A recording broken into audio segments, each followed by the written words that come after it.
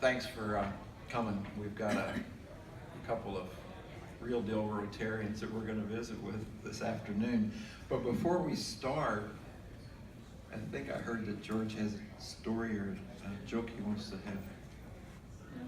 Well, my story is about memory loss. Oh, I forgot the story. So anyway, the story goes, these three elderly ladies were sitting in their wheelchair in a nursing home, and a guy walks up and says, "I bet you can't guess my age." And one of them says, "I bet we can."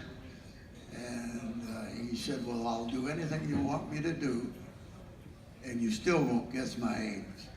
So one of them says, "Well, drop your pants and jump up and down." So he did that, and they all laughed and giggled. And they said, "Well, now turn around and do the same thing." And they laughed and giggled. And one of them, he turned around again and faced him, and one of them says, "You're 89 years old. Well, how in the world did you guess my age? Because yesterday we were at your birthday party."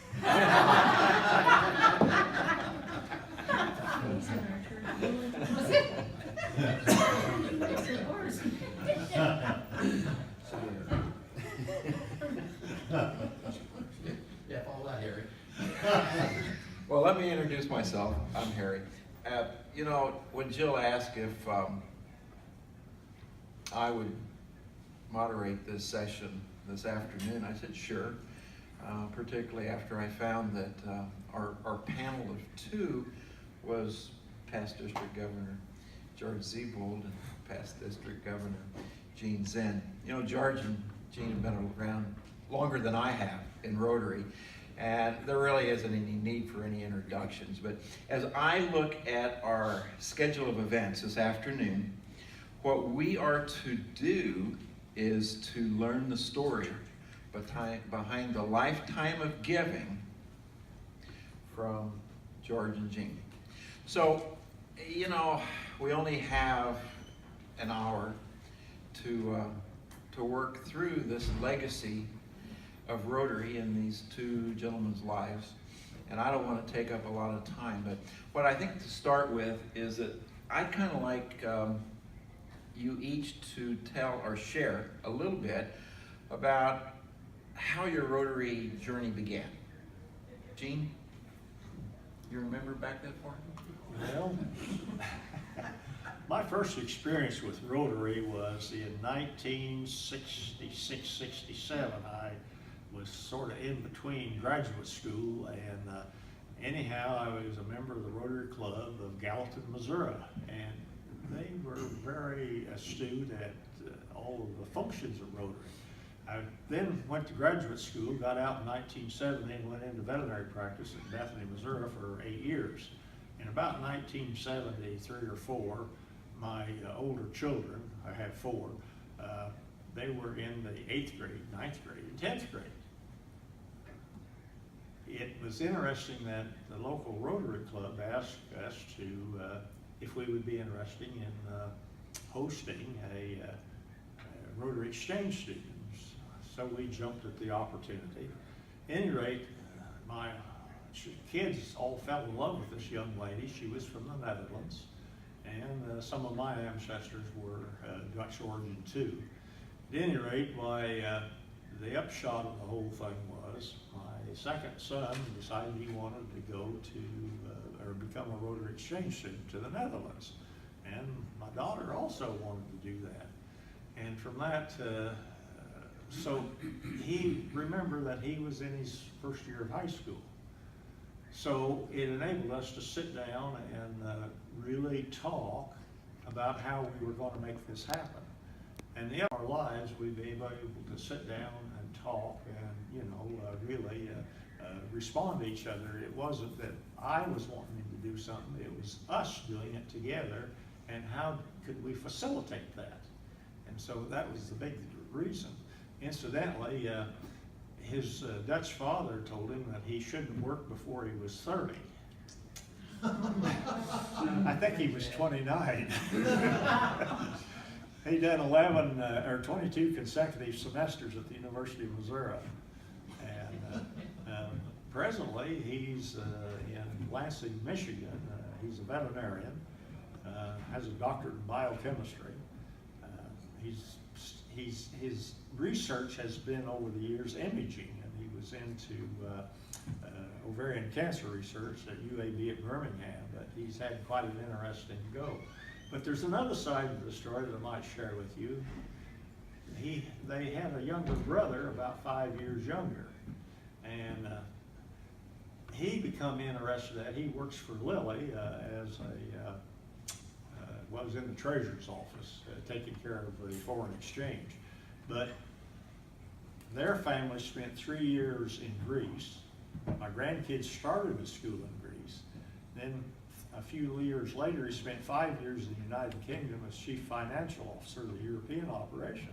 So, as you see, 3 of the 4 children have traveled extensively abroad, and it's all due to the simple fact that we hosted the Rotary Exchange student. And I've always had such a fond heart, or fond memory of her. We did visit her a few years later, but that's what really got us started on the giving in Rotary. And I might want to take a break at it for a minute. I'll share some more in a minute. One of the dangers, of giving a microphone to a past district governor is they kind of forget to share. But thanks, Gene. So you actually joined Rotary in what year? Well, the first year was in 1966-67, and then I became a member of the Rotary Club of Bethany. Now, remember, during that time frame, Rotarian sons could not participate in Rotary Exchange. Fortunately, that was changed, so I had to drop out while he went over. Okay. There's been a lot of things in Rotary that have changed since '66, isn't there? George, when did you join Rotary? To show Gene that I'm older than him, I joined Rotary in 1964. Well, George, tell me how come you joined Rotary? How'd you get into Rotary? I joined Rotary because of my father. My father was a charter member of the Waterloo Club in 1935. And I went along with him when he was in charge of all the spouses' nights and helped him decorate. And he finally got me into the club. Well, about 1973, that's before any of you in that room were born, I think. The club made me a Paul Harris Fellow, and that just gave me a lot of inspiration, and I read about what the foundation did. So I thought to myself, I'm going to talk to the rest of my members in my club and see whether they won't join a group of 5 for $200 apiece. So I got a group together, and at Christmas time, we would award the Paul Harris Fellows at our Christmas parties. Made a big deal of it, and it got to the point where people would come up and say, well, how do I get in one of those groups? So at one time, we had 5 groups going at one time. Well, it ended up that my club became a 100% Paul Harris Fellow Club a couple of years ago. So I encourage you to start your groups and get it going. We proved that you can do it, so go from there.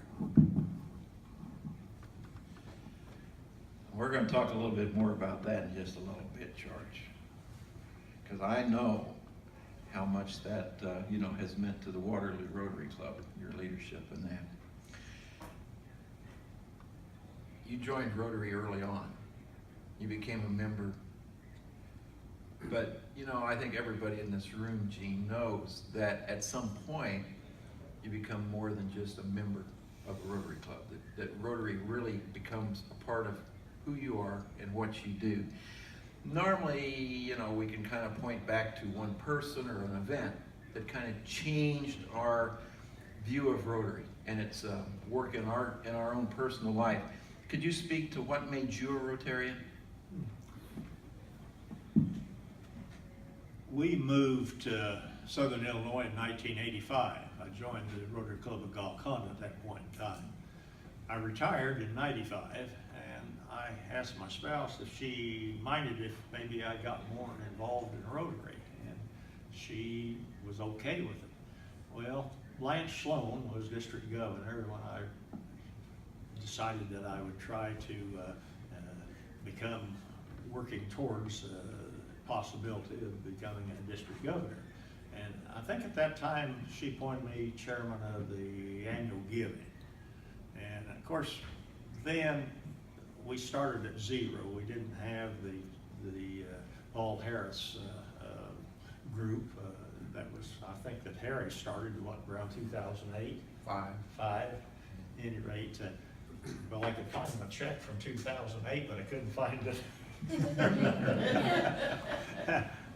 But I realized the importance of the annual giving program. You know, one of the things I really appreciate about it, the money that Rotary uses goes to people who have never had and won't have the opportunity to better themselves.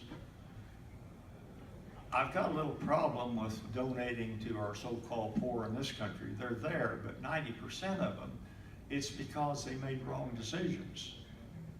The clientele that Rotary has, they've never had an opportunity to make a wrong decision. And that's my big thing, is that we're helping people who, if it wasn't for Rotary, what in the world would they do? Thanks, Gene. I want to talk a little bit more about that Paul Harris Society thing. But before we do that, you know, past district governor's been in Rotary for decades and decades. So it's really hard, I know, to pinpoint what you think is the most important thing that has happened in Rotary that you've been a part of. But George, I'm going to put you on the spot. What do you think is your greatest Rotary accomplishment? And maybe you've already said it. Well, I joined Rotary, as I said, because of my dad. I saw what Rotary did in the world and in my community. As you know, the Waterloo Club has a tree of lights at Christmas time, and in the last 40 years, I guess, since it's been inaugurated, we've been taking in $40,000 a year, and 100% of that has been dispensed in the community for Christmas gifts for the kids and for families who do not have food at Christmas time. So that's one of my legacies that I will try to leave with. But when it comes to the foundation, it's one of the greatest things I love. I'm giving to it. I hope to become someday a member of the Arch Clump Society. That's how much I think about it. I'm pretty sure that most of the folks here in this room understand what George just said. You know, the Arch Clump was the president of Rotary International, and his contribution when he was president of Rotary International began the legacy of our Rotary Foundation 100 years ago. This year we're celebrating, 100 years of doing good in Rotary by our Rotary Foundation. And that attitude of giving that elevates a Rotarian to the level of Arch Clump membership is giving with a lot of zeros behind it. So, I mean, it is a goal. We all have goals of giving in Rotary, and I'm glad to hear that, George. But what we really want to focus on at this point is this annual fund giving, this giving that we all do every year that funds the work of Rotary. We have lots of opportunities, lots of different ways of supporting the Rotary Foundation. There's lots of activities and programs that our foundation does. Gene, what program of Rotary are you most proud of that our Rotary Foundation is involved with?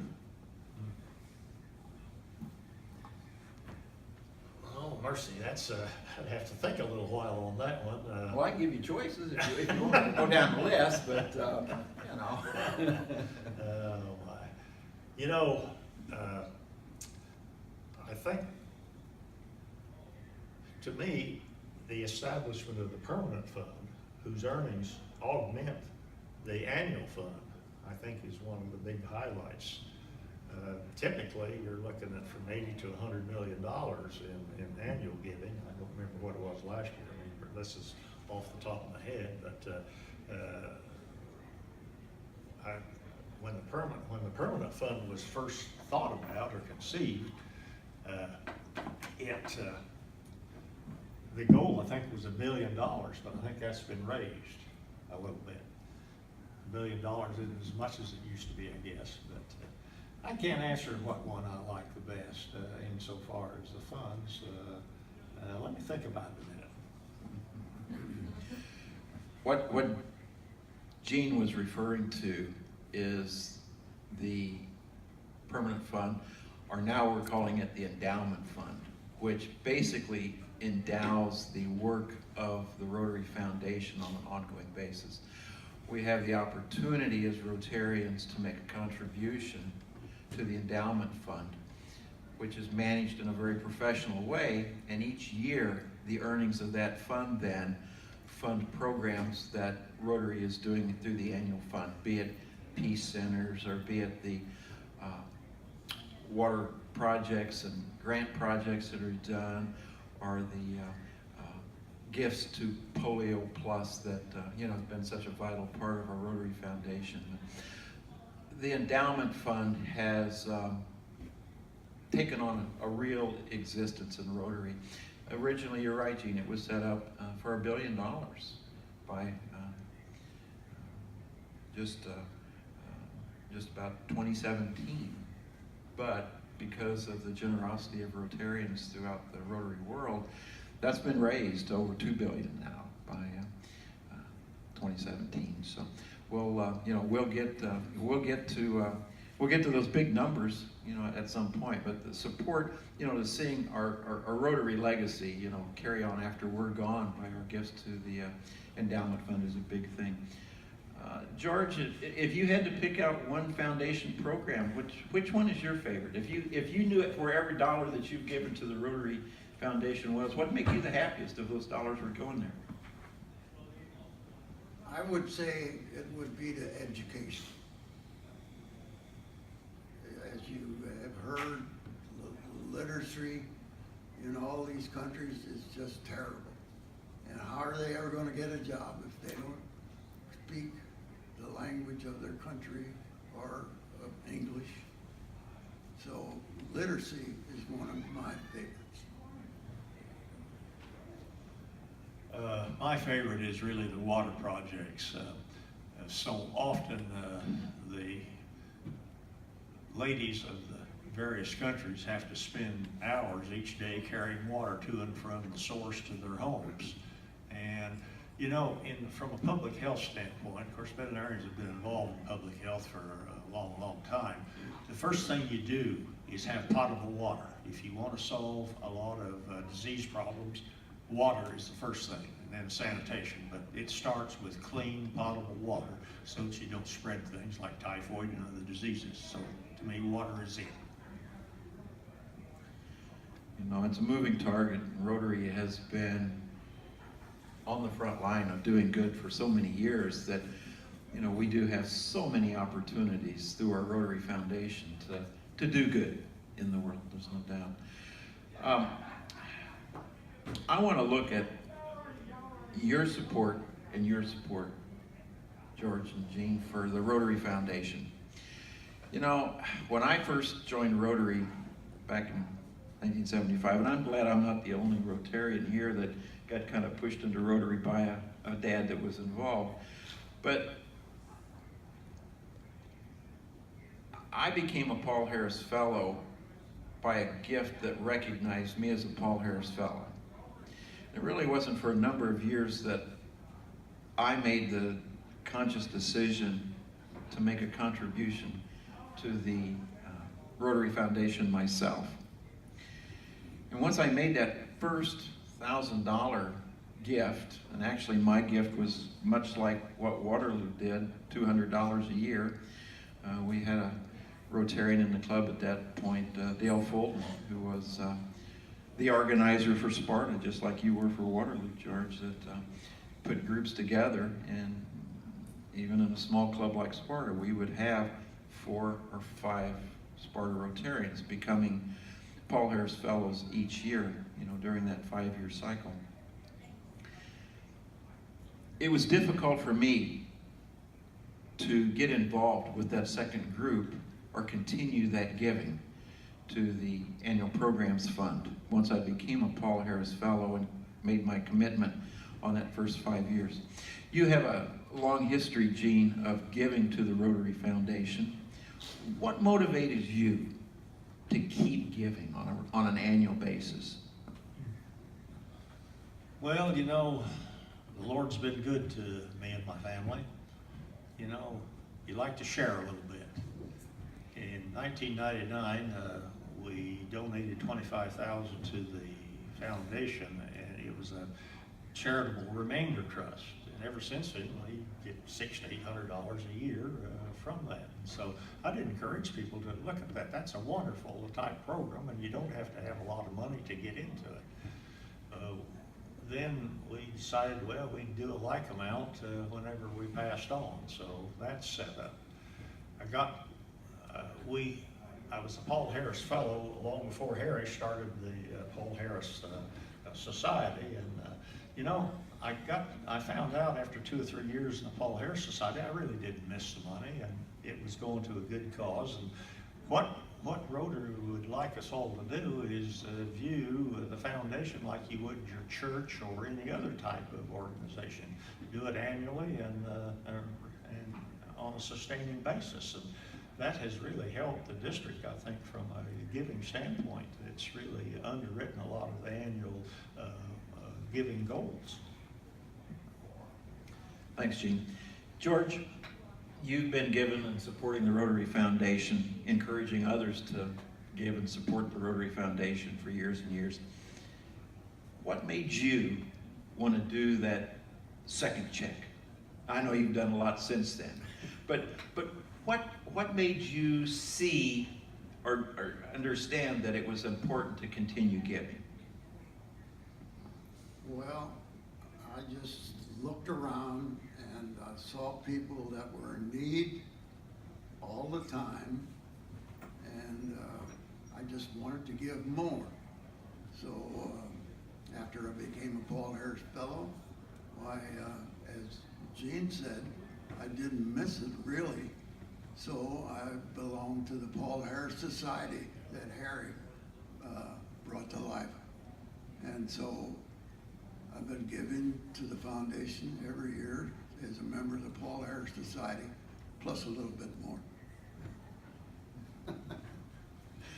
Well, we certainly appreciate it in the district, George, that's for sure.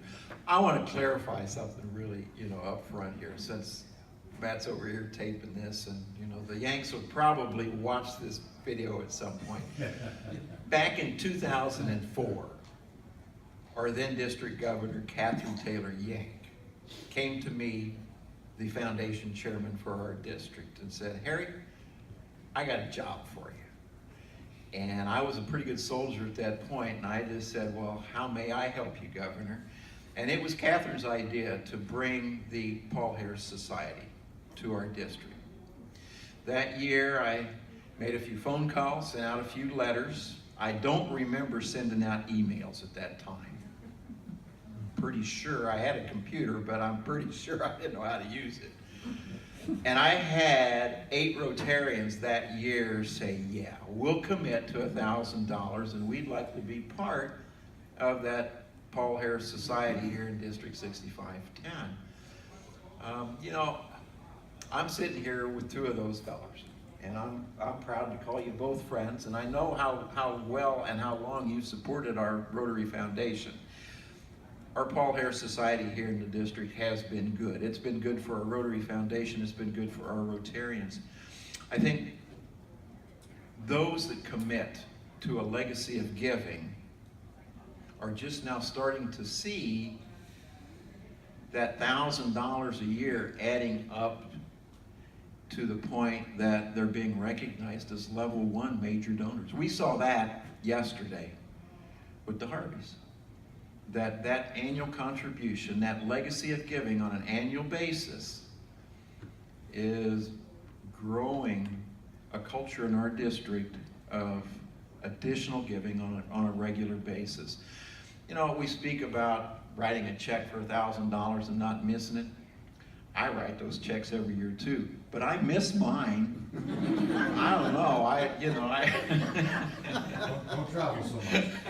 I want you all to feel the pain too. I encourage each of you here to write those checks.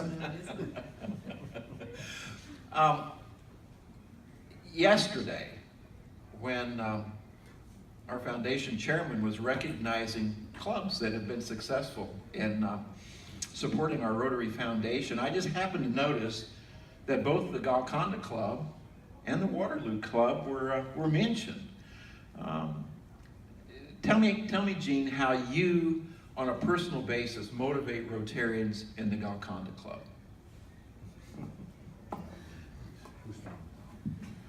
Well, you know, each year the district governor has certain goals, and that the incoming club president fills out this form, and well, we're going to pledge so much to the annual giving and all this, and so we as a club every year like to recognize a Rotarian with a Paul Harris Fellow, and I think about a year ago, I think last year maybe all of our Rotarians were Paul Harris Fellows. We've got some new members that have changed a little bit. Incidentally, we've got 5 ladies in the club now. The latest one was the county treasurer, and she's a young lady and very articulate, and so we're hoping to increase that a little bit more. Thank goodness for the fact that women joined Rotary, what was that, 89, along in that time frame? 89 sounds about right. Yeah, that's about right. But we do it from a standpoint, we do not have club dues, but we all work together to make the money that we donate. And we generally have an income from $10,000 to $20,000 a year. And since we've all worked for it, why we recognize one member every year.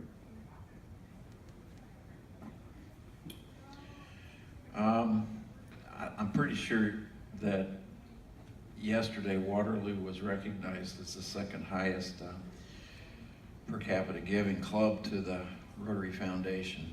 And Waterloo plays a big part in that $200,000 or so that our district contributes to the annual programs fund every year. George, I know you're a big part of that, and I have trouble sometimes in Sparta. We have 5 members of the Paul Harris Society, and we each write a $1,000 check, and that's $5,000 for a small club of 40 Rotarians, and it adds up pretty quick. And then we've got 35 members that don't give much of anything. And we hear all kind of excuses. We hear that, I don't have the money, or son's gonna start college, or I like to, give whatever. The session that we just heard about motivating young people, if there were a young Rotarian in the Waterloo Rotary Club, George, what would you say to that young person to convince them to make that contribution to the Rotary Foundation? Not necessarily a big check, but a meaningful contribution to the Rotary Foundation. What would you say is the give back that they'll get, the value added for making that contribution to the Rotary Foundation to encourage that young Rotarian? What could you say to that young Rotarian that they're going to get back? What value added are they going to get by making that contribution? Well, I guess what I would say to the rest of my members in my club, you will give No, I'm only kidding. And I mean that in a Waterloo Club. They don't have a choice. Part of becoming a member of the club, be truthful.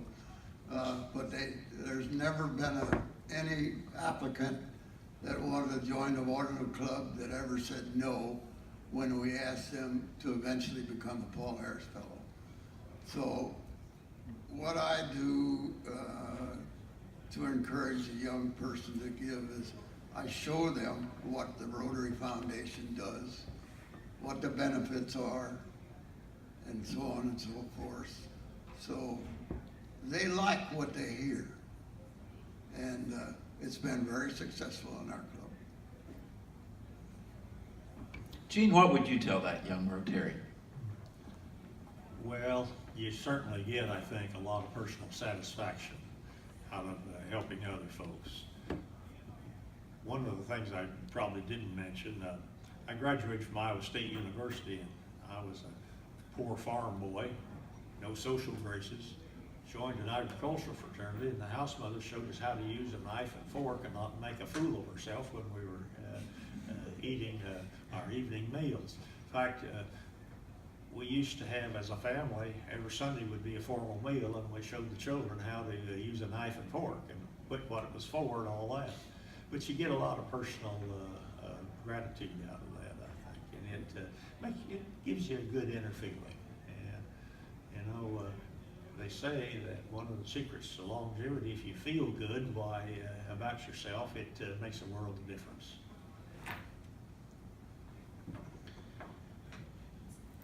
George, you've been successful in lots of avenues of life. You're one of my heroes. As you look at your Rotary legacy, what are you proudest of? Proud of what? Your Rotary legacy. What you've been involved with Rotary. Well, I think one of the things that I was so happy with, and I mentioned it before, that I talked every one of the members of my club in becoming a Paul Harris Fellow.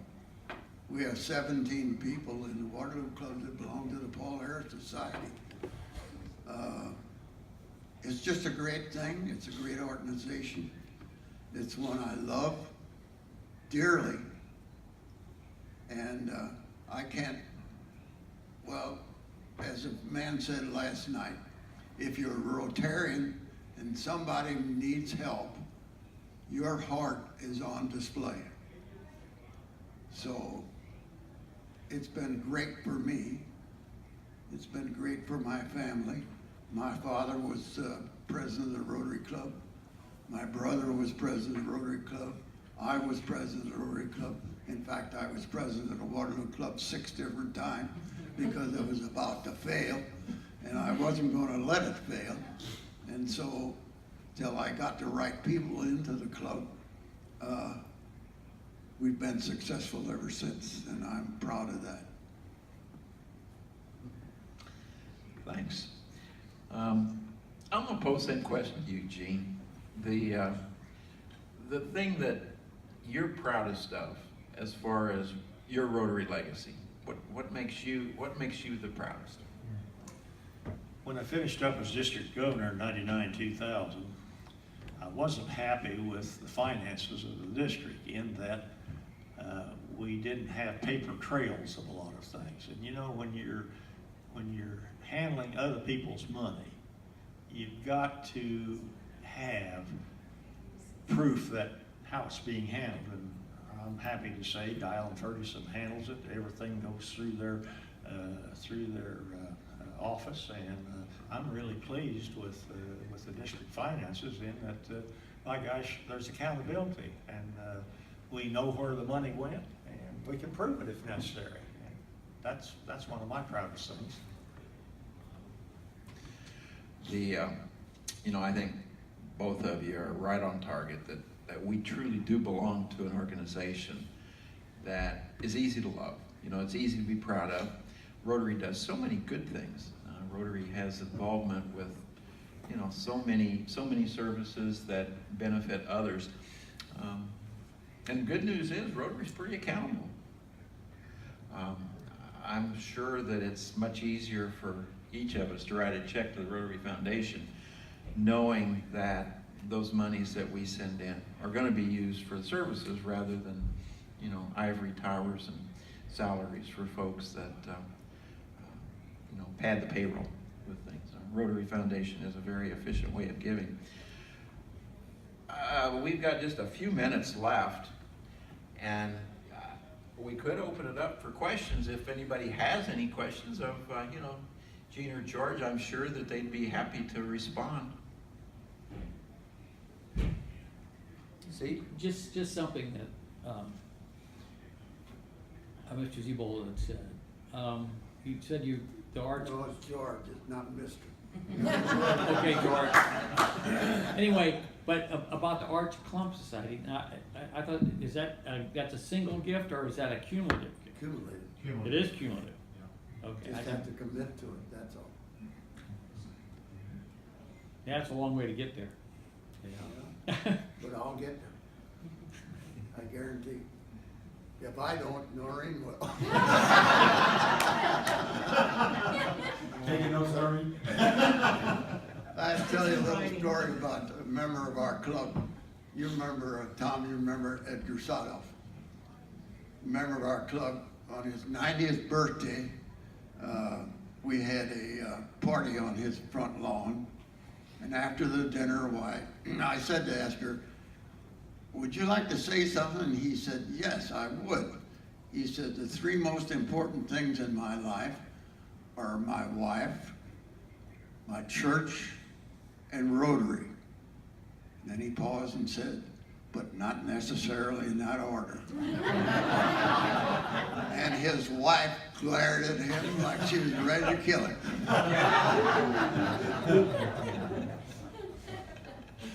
Well, you know, I would be remiss. We were going to have a member of the panel from the Rotary Foundation come down, but Andrew wasn't able to make it. He had a little minor surgery. And his role in Rotary is to encourage major gifts and participation in the endowment fund. And I would be remiss, you know, if I didn't, you know, point out that all of us here at table have made a commitment in our state to the endowment fund. By doing that, you know, as much as Gene and George and myself enjoy giving and knowing that our funds are being put into play by the Rotary Foundation on an annual basis, I think it's important to each of us to know that we're leaving a legacy that's going to continue to support those programs that the Rotary Foundation does on an annual basis, even after we're not here to give those, you know, give those funds to each other. So, you know, I don't think, you know, a tale of our Rotary legacy would be complete without making that statement that you can actually continue your work in Rotary by supporting our, you know, permanent fund. You know, the work can go on with those earnings of the funds that we put into play in the endowment fund. So there's some brochures out on the table. Encourage you to stop by, pick up, you know, some. Tom? It might be worth mentioning, and of course, I guess I'm assuming everybody knows the annual fund is where we get our 50-50 money back for the district grants. During my year, we also got about $1,100 from the endowment fund, from the earnings of money that was put into that endowment fund. And I'm assuming RI Foundation keeps track of each district and what comes from each district on a Tennessee endowment, because I don't know how they come up with the $1,100. Well, there is a certain amount of paperwork involved with making a contribution to the endowment fund. Part of that paperwork gives you the opportunity to designate where the earnings of the monies that you contribute go to. And you have some very worthwhile options, you know, like supporting the Peace Initiative, being designated to one of the areas of focus, or most importantly, coming back to your home district as part of the share program. So yes, the monies that you contribute that are actually dollars into the endowment fund are tracked, and those earnings are distributed on an annual basis with a formula that the Rotary Foundation, you know, comes with. Sometimes the directors distribute more funds than not, but those funds then, if you designate those earnings to come back, part stays with the Rotary Foundation, much like the share, and then that 50% of the earnings come back to our home district. So as our endowment grows from Rotarians here in District 6510, so will those annual contributions that come back. Those contributions from the endowment fund can add up as our contributions grow, much like the contributions on an annual basis grows as our Paul Harris Society grows here in the district. It's really nice to start out with a, you know, with a take of $45,000 or $60,000. Steve? Okay, I just have a question. If you leave money in your will to Rotary, where does it go? Do you have to designate which part of this, or does it automatically go in the endowment fund? Does it go in the general fund, or the annual fund? I don't know. I'm just asking the question. If you leave money to the Rotary, where does it go? If you leave money, you should leave money to the Rotary Foundation. If you leave money to Rotary, Rotary really is just a board of directors, as I understand it. You know, the real power of Rotary, you know, is the club. That's the entity, the club. The Rotary Foundation is the charitable arm of Rotary International. So, yes, that's where your money would go. So would it go in the annual fund then? You can designate those, you know, those directions. You can leave money to the endowment fund. You can leave money to the annual programs fund, Polio Plus, Peace Centers, any of the designated areas of emphasis that Rotary has. So you'd have to specify all that stuff. Yes, sir. Yeah. And Andrew would be happy to work through that with you. They do that all the time with Rotarians. They have a small staff in Evanston that deals exclusively with helping folks make informed decisions on how to leave their Rotary legacy. Okay, that's pretty Gary? painless. Yes, If you- Janice. A point of clarification, if you leave money to the endowment fund, or give money to the endowment fund for a particular project, like a water project or a peace project, it is not marked share. Right. If you leave money to the endowment fund, then the earnings, without marking it, then you mark share, and that means half of the interest goes to the World Fund and half of it comes back to the district. So we ran into that when we did our dinner a few years ago. Yeah. You know, Janice makes a good point too, that, you know, when we talk about leaving a legacy, and it's important to me, you know, that we have ongoing support for our Rotary Foundation. You know, the work of the Annual Programs Fund is so important to me. I figured out that right now with the earnings that the Rotary Foundation gets, if I write a check to the Rotary Foundation for $19,000, that means I get to be a Paul Harris Fellow the rest of forever. What? Those earnings come back. Oh. The earnings come back on the gift that I give to the endowment fund will make me a Paul Harris Fellow in perpetuity, for what that's worth. If you're into that sort of thing. I want to thank you all for coming, and George, you got the first story, you'll get the last. Okay. I have to tell this story. You know, Rotary's fun, and it should be fun, so I'll leave you with a story. This young girl came home with her fiance to meet her father and mother, and they had dinner together, and then the father took the young man into the den, and they had a drink together, and he said to the young man, "How are you going to take care of my daughter?" And he said, "I will go to college, and I will study hard, and God will provide." And then he said, "Well, what about a diamond engagement ring for her?" So he said, "I would let her pick out the diamond ring as any size that she wants, and God will provide." And he said, "Well, what about the clothes You know, she's used to buying clothes. So he said, well, what about a new house?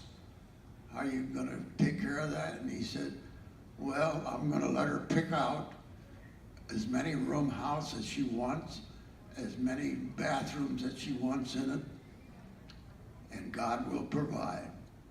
So later in that evening, why, the wife said to the father, well, how did it go with the young man?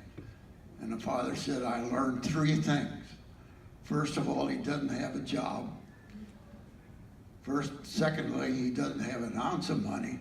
But the good thing about it is he thinks I'm God. I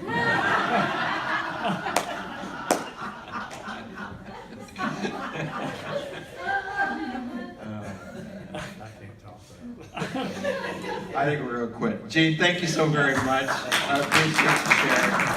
George, it's been a pleasure.